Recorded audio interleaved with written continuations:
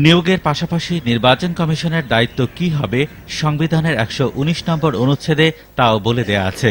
সে অনুযায়ী রাষ্ট্রপতি ও জাতীয় সংসদ নির্বাচন, ভোটার তালিকা প্রস্তুত ও নির্বাচনী এলাকার সীমানা পুনর্নির্ধারণ কমিশনের প্রধান কাজ।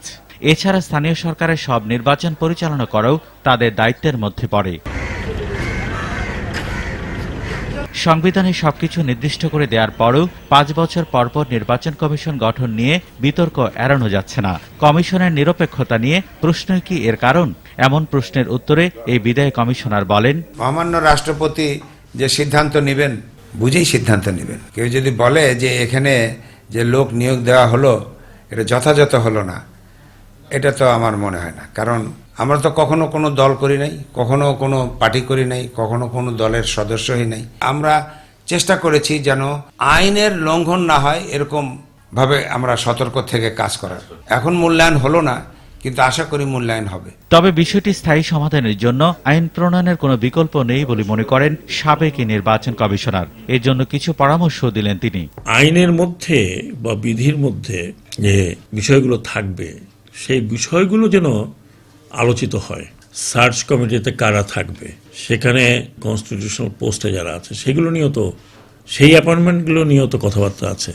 কারণ আমাদের ইলেকশন কমিশনে একটা কন্টিনিউটি নেই, এক দল আসে আরেক দল যায়।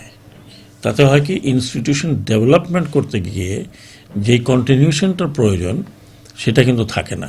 যে নির্বাচন কমিশনের কন্টিনিউটি করার জন্য ক্রমান্বয়ে কমিশনারদের ভেতর থেকে চিফ ইলেকশন কমিশনার করা হয়, এটা আমাদের কনস্টিটিউশনে কিন্তু বলা আছে।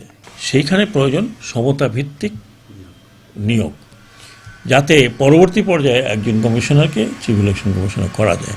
কমিশনে একজন নারী প্রতিনিধি রাখার পক্ষেও তিনি। ৬ লক্ষ থেকে ৭ লক্ষ লোককে মোবিলাইজ করতে হয় ফর ইলেকশন পারপাস, ম্যানেজমেন্টের ওয়ার্ক এবং ইন্টারনাল অ্যাডমিনিস্ট্রেশনের ওয়ার্ক। তো এখানে আপনার ব্যাকগ্রাউন্ড দরকার, যারা অ্যাডমিনিস্ট্রেশনের সাথে জড়িত। এখানে সুপার কোয়ালিফাইড ফিলসফার বা অমুক প্রয়োজন নেই, এখানে অ্যাডমিনিস্ট্রেটরের প্রয়োজন। কাজেই আপনি নারী দেন পুরুষ দেন, তার এক্সপেরিয়েন্সটা হতে হবে অ্যাডমিনিস্ট্রেশন, সবার কাছে একজন গ্রহণযোগ্য মুখ, চেহারা দেখলে মানুষ মনে করবে যে এর উপরে ভরসা রাখা যায়। তবে আইনি কাঠামো পাওয়ার আগে রাজনৈতিক দলগুলোর সঙ্গে শুরু হওয়া আলোচনার ভিত্তিতে সবার কাছে গ্রহণযোগ্য নির্বাচন কমিশনারদের নিয়োগ দেবেন রাষ্ট্রপতি, এমনটি আশা করছেন তিনি। Election commission is simply and purely in administrative work.